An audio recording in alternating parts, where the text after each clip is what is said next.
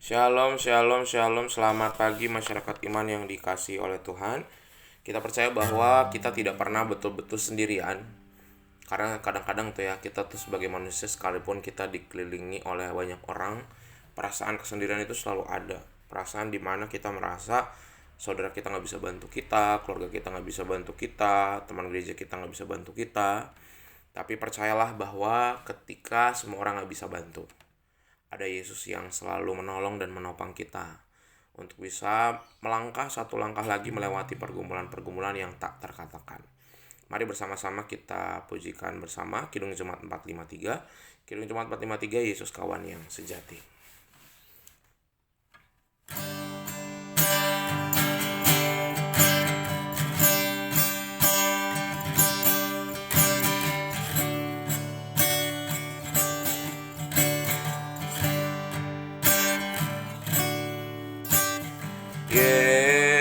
Yesus kawan yang sejati,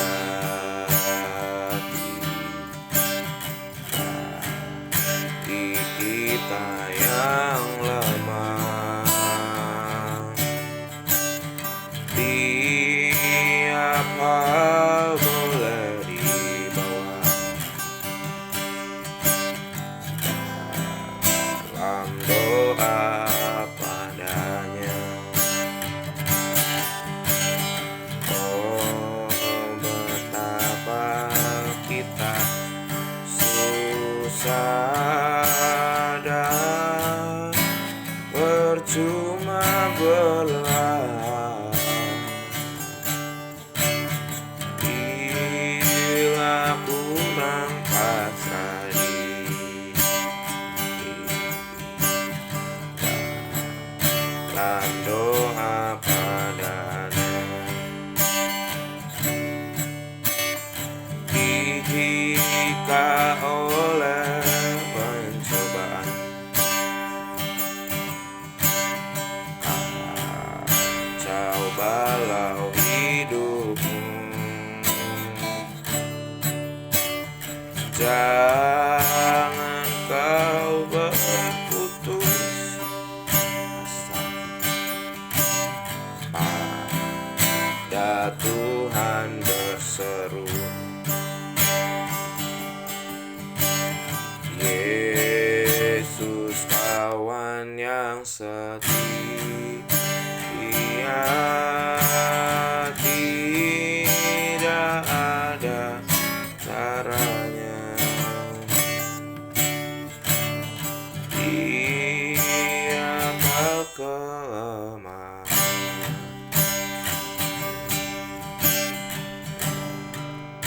Kan doa padanya. Mari kita berdoa. Tuhan, kami percaya bahwa kehidupan kami sebagai anak-anak Tuhan ini kadang-kadang cobaan-cobaan tuh bikin hidup kami kacau balau, buat kami putus asa. Tapi sekarang kami menyadari melalui lagu ini tidak bisa kami berkata demikian. Kenapa? Karena Tuhan kami adalah Tuhan yang setia, Tuhan yang selalu ada di sebelah kami, yang tahu kelemahan kami dan menjaga kami. Kami serahkan ya Tuhan pembacaan firman Tuhan pada pagi ini, hanya dalam nama kami berdoa. Amin. Bapak Ibu Saudara yang dikasihi Tuhan, bersama-sama kita buka dari 2 Tawari 30, 2 Tawari 30 ayat 1 sampai 6, 2 Tawari 30 ayat 1 sampai 6. 2 Tawari 30 ayat 1 sampai 6 akan menjadi bacaan kita bersama-sama. 2 Tawari 30 ayat 1 sampai 6. 2 Tawari 30 ayat 1 sampai 6. Dengarkanlah sabda Tuhan. Kemudian Hizkia mengirim pesan kepada seluruh Israel dan Yehuda, bahkan menulis surat kepada Efraim dan Manasye supaya mereka datang merayakan Paskah bagi Tuhan, Allah orang Israel, di rumah Tuhan di Yerusalem. Raja bersama-sama para pemimpin dan seluruh jemaat di Yerusalem merancangkan untuk merayakan Paskah pada bulan kedua. Karena mereka tidak dapat merayakannya pada waktunya, sebab para imam belum menguduskan diri dalam jumlah yang cukup dan rakyat belum berkumpul di Yerusalem. Rancangan itu diterima baik oleh raja dan seluruh jemaah. Mereka memutuskan untuk menyiarkan maklumat di Israel dari Beersheba sampai Dan, supaya mereka masing-masing datang ke Yerusalem merayakan Paskah bagi Tuhan Allah Israel, karena mereka belum merayakannya secara umum seperti yang tertulis.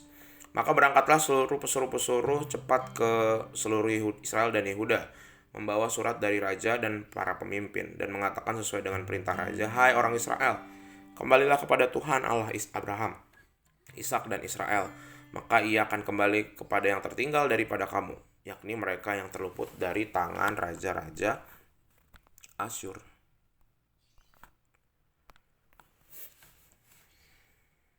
Bapak Ibu Saudara yang dikasihi oleh Tuhan, kadang-kadang dalam hidup kita nih ya, ada orang-orang yang bertengkar. Bisa jadi orang-orang yang bertengkar itu antara kita sama anggota keluarga kita, antara anggota keluarga kita yang satu dengan yang lain, kita di tengah-tengah harus ngedamain, antara mungkin orang-orang yang kita kasihi, bisa teman gereja atau siapapun lah dalam hidup kita yang bertengkar, belum bisa berdamai. Nah, kadang-kadang di posisi tengah-tengah gitu ya, jadi anak Tuhan, ketika firman mengatakan berdamai dulu dengan saudaramu baru kamu ngasih persembahan. Kayaknya susah banget gitu ya, suruh berdamai. Aduh, paling males berdamai itu. Apalagi kalau dia belum minta maaf sama saya, apalagi kalau dia belum ada itikat baik, susah. Nah, tapi kita percaya kalau Tuhan sudah nyuruh kita dan kita nggak lakukan, berarti kita kan gagal ya jadi anak Tuhan gitu ya. Dan kalau Tuhan kasih kita tugas, itu dikasih karena kita bisa. Tuhan di 1 Korintus 10 ayat 13 dibilang, pencobaan-pencobaan yang kamu alami, pencobaan-pencobaan biasa yang tidak melebihi kekuatan manusia. Sebab Allah setia, Ia akan memberikan kamu pencobaan-pencobaan yang bisa kamu tanggung gitu. Jadi kalau Tuhan kasih kita cobaan, kasih kita masalah, percekcokan, Tuhan kasih berarti Tuhan tahu bahwa kita bisa nyelesainnya. Nah, ini juga yang terjadi dalam kehidupan Raja Hizkia. Salah satu tindakan yang paling kontroversial dari Raja Hizkia ketika Israel Utara dan Selatan udah pecah adalah dia ngajak Israel Utara untuk ngadain Paskah bareng. Coba. Jadi ngadain Paskah bareng itu bukan cuma di gereja-gereja zaman sekarang atau remaja atau pemuda atau sekolah minggu, tapi zaman dulu udah ada gitu. Mereka mengadakan Paskah bersama. Biasanya Paskah itu kalau pada masa itu sebelum, bukan Paskahnya beda loh, Paskahnya orang Kristen ya. Paskahnya orang Kristen kan merayakan Tuhan Yesus mati, bangkit, dan naik. Ini dia adalah ketika umat keluar dari tanah Mesir Paskahnya. Nah, ada beberapa rangkaian Paskah yang bisa dilakukan hanya oleh orang-orang Lewi. Nah, pada masa itu di Israel Utara udah nggak mau lagi ngikutin jalurnya yang benar gitu ya. Orang Lewinya juga mereka dengan cara berbeda, dia bikin rumah bait Allah lagi, satu lagi gitu kan. Sehingga Raja Hizkia merasa ini kayaknya perlu deh biar orang Israel tahu tata caranya, kan mungkin mereka juga lupa. Jadi kadang-kadang kita mikir gini, orang lain tuh jahat karena emang berniat jahat. Sekali lagi, seringkali sebagai anak Tuhan tuh kita berpikir, orang jahat ya, karena emang dia jahat. Belum tentu. Sama seperti kisah ini, ketika orang Israel selalu diduga nggak taat sama Tuhan, selalu ngelawan Tuhan, bikin berhala. Bisa jadi karena mereka udah lupa caranya. Jadi dan mereka gengsi untuk nanya gitu. Nah, ketika begitu harusnya kan kita inisiatif yang baik dan yang benar ya. Kalau kita merasa kita benar, harusnya kita inisiatif. Mungkin karena dia nggak tahu, aku ajarin deh. Gitu ya. Jadi kalau ada orang nggak benar di sekitar kita, jangan dicuekin, kita bantu gitu. Gimana ya? Misalnya anak kita, kalau saya bertengkar sama dia, mungkin dia nggak tahu yang benar, datengin Tapi caranya baik-baik dan juga lu dasar salah gitu. Kalau kayak gitu kan orang mana mau berbuat benar. Mau berbuat benar aja dimarah-marahin, males lah orang berbuat benar gitu ya. Jadi tanggung jawab kita. Nah, dan tadi Raja Hizkia, kembali lagi ke Raja Hizkia, dia menghimbau utusan-utusannya untuk menyampaikan, ayo kita Paskah bareng yuk gitu. Nah, ini kita bisa lihat bagaimana ketika ada inisiatif, kedamaian itu bisa diraih. Sekali lagi, ketika ada inisiatif, ini ada 2 orang bertengkar ya, cukup inisiatif 1 orang aja, saya pengen damai sama dia. Dari situ Tuhan akan berproses. Bisa jadi waktunya memang nggak cuma dalam waktu sejam sehari gitu ya, butuh waktu. Tapi ketika ada yang satu niat aja, aduh capek deh berantem terus sama dia, pengennya berdamai aja deh. Aku capek memikul beban-beban yang seharusnya nggak kupikul lagi. Memikul dendam, memikul amarah, memikul sakit hati, memikul kecewa. Udah, saya tinggalin aja deh. Siapa yang tinggalin? Jadi perlu ada niat. Nah, Bapak Ibu Saudara, dikasih Tuhan, anugerah Allah yang memperdamaikan itu bisa mempersatukan orang kalau dimulai dari niat kita. Kayak Raja Hizkia, dia niat dulu, aku pengen Paskah bersama, aku udah gak mau deh lihat-lihat yang masa lalu, aku gak mau lagi bertengkar sama saudara-saudaraku, sama-sama keturunan dari Abraham sama-sama keturunan Musa, tapi kok aku berantem gitu. Nah, dari niat itu Tuhan berproses bersama dan Tuhan akan wujudkan. Saya percaya kalau hal baik Tuhan wujudkan. Kalau nggak baik Tuhan batalkan. Sekali lagi, kalau keinginan kita adalah keinginan yang baik, Tuhan akan wujudkan. Tapi kalau ternyata keinginan kita bukan hal baik, sekalipun kita merasa baik kok. Saya kan pengen sukses, saya kan pengen saya kaya. Belum tentu buat Tuhan itu baik. Gitu. Jadi, kalau itu hal baik, Tuhan pasti tolong. Kalau enggak ya berarti kita sadar, oh berarti itu mungkin bukan waktunya buat saya, belum baik buat saya saat ini. Begitu. Bisa contoh, pengen sembuh kan? Kan sembuh hal yang baik, masa orang-orang pengen sakit? Belum tentu kalau saat ini kita sembuh, kita jadi orang baik. Sekali lagi, belum tentu kalau saat ini kita dikasih sembuh sama Tuhan, kita jadi orang baik. Bisa jadi kita malah jadi orang jahat. Gitu. Jadi berproses. Dan tadi awali dengan niat ketika tadi kita bertengkar ya, mau berdamai. Aku capek nih berantem sama saudara, sama pasangan, sama anak, sama orang tua, sama teman gereja. Aku mau berdamai. Dari niat dulu, dan dari niat tadi muncul doa, dan doa itu yang akan memproses kita. Tuhan akan tunjukkan jalan sehingga kita hidup damai.